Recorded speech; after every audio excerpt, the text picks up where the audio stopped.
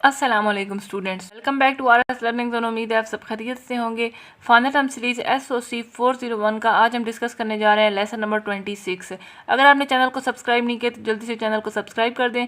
आज हमने डिस्कस करना है लेसन नंबर 26 और लेसन नंबर 27। ठीक है, अब थोड़ा सा हम देख लेते हैं कि हमने लेसन नंबर 25 में क्या पढ़ा था, ताकि हमें कुछ याद आ जाए कि हाँ हमने ये चीज़ें पढ़ी थी।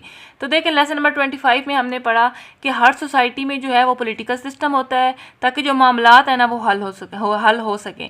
एंथ्रोपोलॉजिस्ट ने 4 टाइप्स की हमें बताई थी। एंथ्रोपोलॉजिस्ट ने हमें 4 टाइप्स बताए, जिसमें कौन कौन से थे। एक था बैंड्स, एक था ट्राइब्स, एक था शिफ्टम और दूसरा था एक था स्टेट्स। ठीक है, अब बैंड्स वाले कौन से होते हैं, उसमें हमने एग्जाम्पल पढ़ी थी कुंग इन कल्हारी की, और हंटिंग वगैरह करते हैं।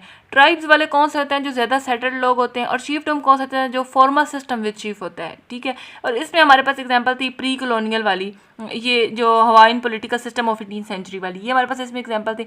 अब हमने पढ़ना है लेसन नंबर 26। इसमें कौन कौन से हमारे पास टॉपिक हैं।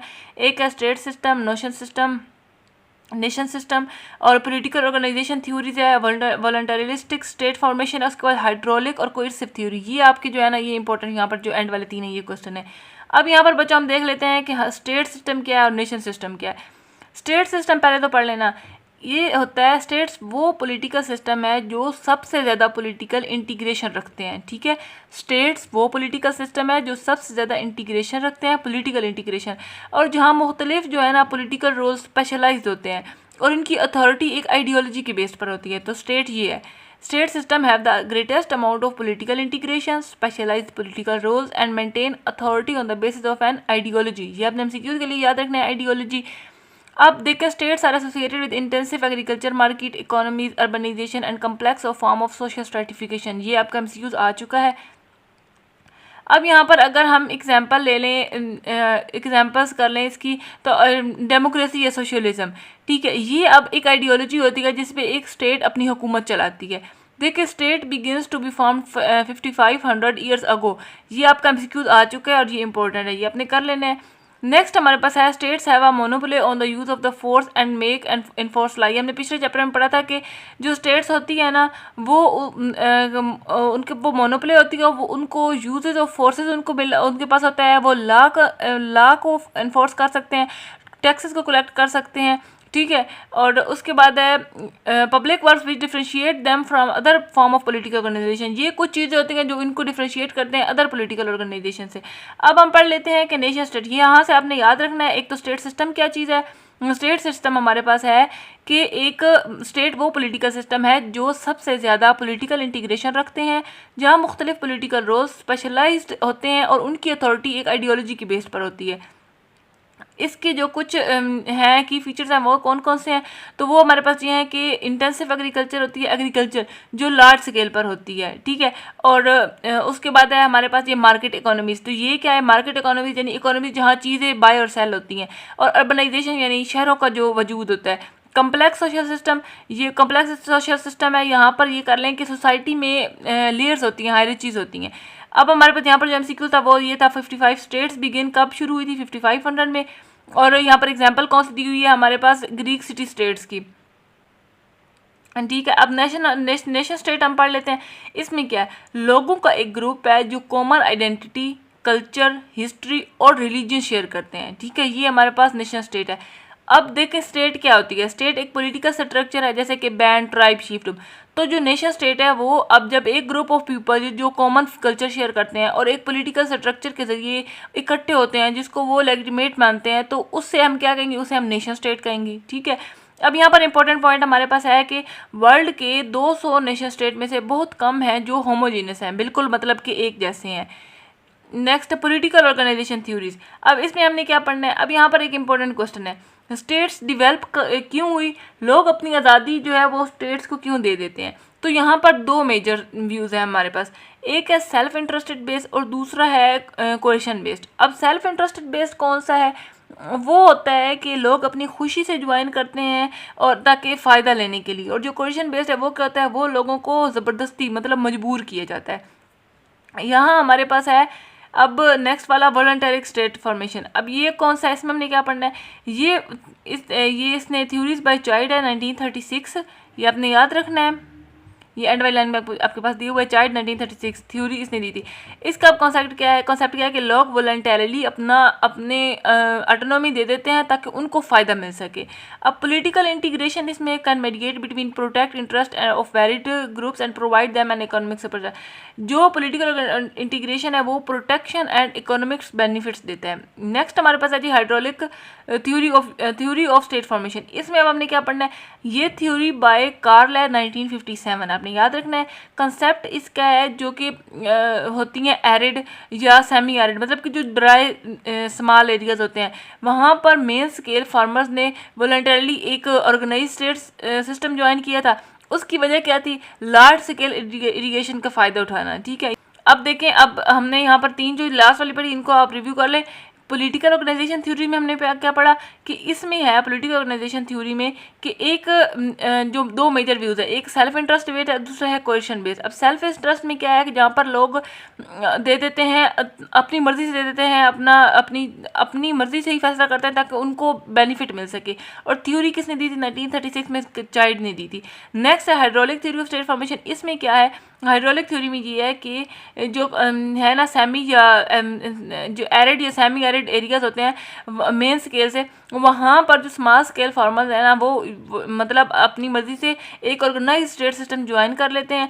उसकी वजह क्या है कि जैसे उनको मज़ीद बड़ी जगह से फ़ायदा उठाना। ठीक है, अब नेक्स्ट हमारे पास है यहाँ पर कोएर्सिव थ्योरी में हमने क्या पढ़ना है, इसमें है कि जो इसका कंसेप्ट था वो किसने दिया था, वो कैरिनेरो ने दिया था। यहाँ पर CARNEIORO कैरिनेरो इसने दिया। इसका कॉन्सेप्ट क्या था कि स्टेट की फॉर्मेशन जो है वो अपनी मर्ज़ी से नहीं होती बल्कि वो ज़ोर ज़बरदस्ती से फोर्स के ज़रिए डेवलप होती है। ठीक है, यहाँ पर हमारे पास कुछ इंपॉर्टेंट टर्म्स दी गई हैं जो कि है क्वेश्चन यूज़ ऑफ फोर्स। देखिए ये कोएर्सिव थ्योरी का तो यूज़ ऑफ फोर्स है। उसके बाद एरिड ये जो ड्राई जगह होती है वो है। नेक्स्ट हमारे पास है स्मॉल स्केल फार्मर, यानी कि जो छोटे ज़मीन के किसान होते हैं, ज़मींदार होते हैं, जो छोटे छोटे जिनके पास थोड़ी सी जगह होती है। ये जो है ना आपकी टर्म्स, ये जो दी हुई यूजफुल टर्म्स, इनमें से आपके कोई ऑब्जेक्टिव पेपर आता है। इरिगेशन क्या है, इरिगेशन होती है जो पानी को खेतों तक ले जाने का सिस्टम होता है। जैसे अब कई नहरी साइड वाले होते हैं तो वो बनी हुई होते हैं, उनके नाले वगैरह बने हुए होते हैं, वहाँ से वो पानी अपनी खेतों तक लेके जाते हैं। जब भी गंदम की बारी आती है, जो भी हमारी जब फसल की बारी आती है ना, तो तब वो पानी लेके जाते हैं। तो उसका इरिगेशन, पानी को खेतों तक ले जाने का सिस्टम, उसका हम इरिगेशन कहते हैं। मोनोपोली क्या है, मोनोपोली है कि किसी चीज़ पे पूरा कब्जा होना। हाइड्रोलिक क्या है, हाइड्रोलिक होता है वाटर बेस्ड, यानी कि पानी से मुतल्लिक जो होती है। और होमोजेनियस क्या है, ये है कि एक जैसा जो होता है, identical to others. Opposite of heterogeneous, मतलब हेट्रोजीनियस का जो मतलब है उसका अपोजिट है होमोजीनियस का मतलब। तो होमोजीनियस का मतलब है कि बिल्कुल एक जैसा, मुतहिद। अब रिक्रूट का मतलब क्या है, टू इंक्लूड और टू इन्वॉल्व, लोगों को शामिल करना, मतलब लोगों को भर्ती वगैरह करना, इस तरह। ठीक है, नेक्स्ट हमारे पास चैप्टर है, चैप्टर नंबर 27। अब इसमें हमने क्या पढ़ना है, ये हमारा वही पॉलिटिकल ऑर्गेनाइजेशन चल रहा है। नीड फॉर स्पेशल कंट्रोल पढ़ना है, इसमें हमने सोशल नॉर्म्स पढ़नी है, मेंटेनिंग सोशल कंट्रोल पढ़ना है, इनफॉर्मल मैकेनिज्म और फॉर्मल मैकेनिज्म। ये लास्ट वाले 2 आपके इंपॉर्टेंट है। अब देखें, हम यहाँ पर अपना शुरू करते हैं लेसन नंबर 27। इसमें नीड फॉर सोशल कंट्रोल, यहाँ पर एक MCQ आपका है, every culture has defined what are consider to be normal, proper और expected way of behaving in society. ये आपके MCQs के लिए आपने लाइन याद रखनी है। अब देखें, सब फॉर्म्स ऑफ पॉलिटिकल ऑर्गेनाइजेशंस को सोशल कंट्रोल प्रोवाइड करना ज़रूरी होता है, लेकिन what is social control, social control क्या है। हर कल्चर ये डिसाइड करता है कि ये जो क्या चीज़ें नॉर्मल हैं, प्रॉपर हैं, एक्सपेक्टेड हैं सोसाइटी में। ठीक है, हर कल्चर खुद डिसाइड करता है कि क्या चीज़ें हैं जो हमारे पॉइंट ऑफ व्यू से नॉर्मल हैं, प्रॉपर हैं और एक्सपेक्टेड हैं। ये एक्सपेक्टेड वे ऑफ बिहेविंग होता है। ठीक है, सोशल नॉर्म्स कहलाती हैं। अब यहाँ पर आप जैसे आप सलाम दुआ करना कर लें, social norms range from etiquettes to law and imply different form of enforcement and sanction. अब यहाँ पे आप देखें, सलाम दुआ करना कर लें, अब ये सोशल नॉर्म्स में आता है। और अब किसी को मार देना, ये अब सोशल नॉर्म्स की वायलेशन में आ रही है, जिसकी पनिशमेंट भी मिलेगी। पॉजिटिव भी सोशल नॉर्म्स होती हैं, नेगेटिव सोशल नॉर्म्स भी होती हैं, सोशल नॉर्म्स। अब एथिकेट्स मतलब अदब अदाब से लेकर कानून तक हर एक के लिए मुख्तलिफ तरह की इन्फोर्समेंट होती हैं। मेंटेनिंग सोशल कंट्रोल में क्या आएगा, इसमें ये चीज़ अब बात कर ली हमने कि सोशल नॉर्म्स कितनी होती हैं, पॉजिटिव भी होती हैं और नेगेटिव भी होती हैं। पॉजिटिव में हमारे पास आ जाएगा गुड बिहेवियर, जैसे कि रिवार्ड वगैरह, तारीफ होना, अवार्ड मिलना, सर्टिफिकेट्स, मेडल, प्राइजेस।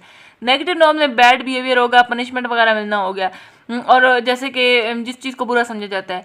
अब अगर आप एग्जांपल ले लेना कि अगर एक स्टूडेंट है उस क्लास में होमवर्क ना करे और टीचर उसको डिसअप्रूवल कर ले तो वो नेगेटिव नॉर्म में आ जाएगा। लेकिन अगर वो बाकायदगी से ही स्कूल से निकाला जा रहा है, होमवर्क नहीं करता, तो वो उसकी एक मजीद बड़ी पनिशमेंट में आ जाता है। मेंटेनिंग सोशल कंट्रोल में क्या चीज़ है? सोशल कंट्रोल मेंटेन करने के हमारे पास 2 तरीके हैं। 2 तरीके वो कौन कौन से हैं? अभी मैंने ये चैप्टर शुरू हुआ तो आपको बताया कि फॉर्मल मैकेनिज्म और इनफॉर्मल मैकेनिज्म आपके लिए इंपॉर्टेंट है। अब यहाँ पर आपका जो एक इंपॉर्टेंट क्वेश्चन एमसीक्यू है ना, वो है band and tribal societies maintaining social control by means of informal mechanism. ये आपने याद रखना है, by means of informal mechanism. यहाँ पर हमारे पास 2 मैकेनिज्म है, 2 हमारे पास तरीके हैं सोशल कंट्रोल को मेंटेन करने के। अब एक इनफॉर्मल मैकेनिज्म है और दूसरा है हमारे पास फॉर्मल मैकेनिज्म। इनफॉर्मल मैकेनिज्म में अगर एग्जांपल ले लें तो socialisation, public opinion, age organisation और सैंक्शंस वगैरह आ जाती हैं। ये क्या चीज़ है? ये इनफॉर्मल मैकेनिज्म में आ जाता है। और जो फॉर्मल मैकेनिज्म है वो एक ऑफिशियल लीगल है। जो इनफॉर्मल मैकेनिज्म होता है ना, वो नॉन ऑफिशियल होता है। जो फॉर्मल मैकेनिज्म है वो एक ऑफिशियल है, एक लीगल है। जैसे लाज है, लाज इन्फॉर्मेशन एजेंसीज है। इसका पर्पज़ क्या होता है? इसका पर्पज़ होता है ऑर्डर को मेंटेन करना, कॉन्फ्लिक्ट को, जो झगड़े वगैरह होते हैं उनको सॉल्व करना। अब यहाँ पर आपके पास है एक एमसीक्यूज है, institutes follows which mechanism to settle dispute. तो यहाँ पर देखिए सॉन्ग ड्यूट्स, ये जो आपके पास दिए हुए हैं सॉन्ग ड्यूट्स है, ये सॉन्ग सोशल ये है। उसके बाद इंटरमीडियरीज है, उसके बाद मूड्स है, कोर्ट्स एंड कोडिफाइड है। ये आपके इसमें आपके एमसीक्यूज इस तरह के आएंगे। मैंने ऊपर लिखा है फॉर एग्जांपल के लिए आपको दिया है कि देखिए institute follows which mechanism to settle dispute, तो इसका सॉन्ग ड्यूट्स आ रहा है। अब यहाँ पर है R dash R formal arising of dispute involving kinsmen and friends of.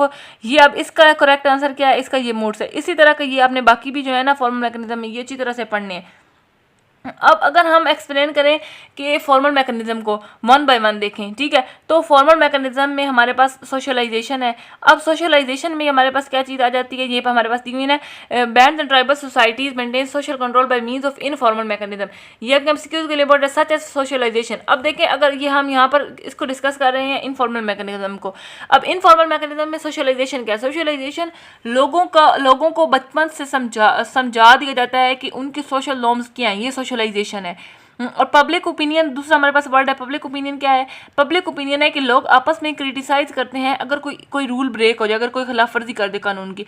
और आगे हमारे पास वर्ड है लिनेज ऑब्लिगेशन। ये क्या? ये है कि अपनी फैमिली या रिलेटिव्स के लिए जिम्मेदारी उठाना। एज ऑर्गेनाइजेशन क्या चीज़ है? एज ऑर्गेनाइजेशन होती है कि हर ग्रुप का अलग रूल्स होते हैं। नेक्स्ट फॉर्मल मैकेनिज्म है। फॉर्मल मैकेनिज्म में हमारे पास है कि अब यहाँ पर अब बारी आई है यहाँ पर फॉर्मल मैकेनिज्म की, तो उसमें यह है कि ऑफिशियली रिकॉग्नाइज होती हैं। जैसे कि सॉन्ग ड्यूट्स मैंने बताया, मूड्स है, कोर्ट्स एंड कोडिफाइड है। अब सोशल इंटरमीडियरीज, इसमें क्या है? इसमें है कि ये जो है ना, ये यहाँ पर है न्यूड सोसाइटीज़ में लियोपार्ड स्किनशिप डिस्प्यूट्स को सॉल्व करता है। ये सोशल इंटरमीडियरीज में आ जाएगा। मूड्स के अंदर है कि खानदान और दोस्तों के बीच डिस्प्यूट सॉल्व करने के लिए ये एक इनफॉर्मल कोर्ट होती है। कोर्ट और कोडिफाइड लॉ में आ जाता है कि फॉर्मल एक लीगल सिस्टम होता है, लॉज, कोर्ट, पुलिस। अब इन चीज़ों का पर्पज़ क्या है? हमने यहाँ पे ऊपर जो पढ़ा था ना इनफॉर्मल मैकेनिज्म का, उसमें इनफॉर्मल मैकेनिज्म का हमने इनफॉर्मल मैकेनिज्म का पर्पस क्या था वो पढ़ा। फिर उसके बाद अब हमारे पास है फॉर्मल मैकेनिज्म का पर्पस। तो फॉर्मल मैकेनिज्म का हमारे पास पर्पस क्या है कि ये इंडिविजुअल्स को फोर्स यूज़ करने से रोका जाता है। इसमें लॉज बनाए जाते हैं ताकि, और उसके बाद इंटरप्रेट, यानी कि जो लॉज वगैरह बनाए जाते हैं जो कि इंटरप्रेट कोर्ट्स करते हैं। उसके बाद एनफोर्स यानी एडमिनिस्ट्रेटिव सिस्टम और पॉलिसीज करती हैं। अब यहाँ पर हमारे पास जो कुछ इंपॉर्टेंट टर्म्स थी वो है useful terms, administrative system, judicial system है और लेजिस्लेटिव सिस्टम है। अब एडमिनिस्ट्रेटिव सिस्टम डेफिनेशन भी आ सकती है, जुडिशियल सिस्टम की भी आ सकती है, लेजिस्लेटिव सिस्टम की भी आ सकती है, और ये एमसीक्यूज के लिए भी आ सकते हैं। एडमिनिस्ट्रेटिव सिस्टम गवर्नमेंट ऑफिशियल्स का सिस्टम होता है जो मुल्क चलाने में मदद देता है। जुडिशियल सिस्टम क्या होता है? ये कोर्ट का सिस्टम होता है जो कि लॉ को इंटरप्रेट करता है। लेजिस्लेटिव सिस्टम कौन सा होता है? ये लॉ बनाने वाली असेंबलीज होती हैं। लॉ इन्फोर्समेंट एजेंसीज कौन सी होती हैं? ये पुलिस जो लॉज को इन्फोर्स करती हैं। और उसके बाद लिटिगेंट्स, ये क्या होते हैं? ये वो लोग हैं जो कोर्ट केसेस में इन्वॉल्व होते हैं। उसके बाद एड होकर ये एक टेम्परेरी बिना किसी परमानेंट सेटअप के होता है। हमने लेसन नंबर, एक बार तो रिवाइज कर लेते हैं, लेसन नंबर 26 में हमने क्या पढ़ा था? इसमें पॉलिटिकल ऑर्गेनाइजेशन ही हमारे पास चल रही थी। जो स्टेट सिस्टम हमने पढ़ा, नेशन सिस्टम के बारे में पढ़ा, उसके बाद पॉलिटिकल ऑर्गेनाइजेशन थ्योरी पढ़ी और वॉलंटरी से स्टेट फॉर्मेशन पढ़ी, उसके बाद हाइड्रोलिक और कोएर्सिव थ्योरी से हमने पढ़ी। स्टेट सिस्टम के बारे में हमने पढ़ा कि वो क्या होता है। स्टेट सिस्टम होता है एक लार्जेस्ट पॉलिटिकल ऑर्गेनाइजेशन है। उसके बाद ये स्टार्टेड कब हुई थी, तो यहाँ पे जो एक इंपॉर्टेंट एमसीक्यू था वो था 5500 में। नेशन स्टेट क्या होता है, एक common culture plus legitimate political system है।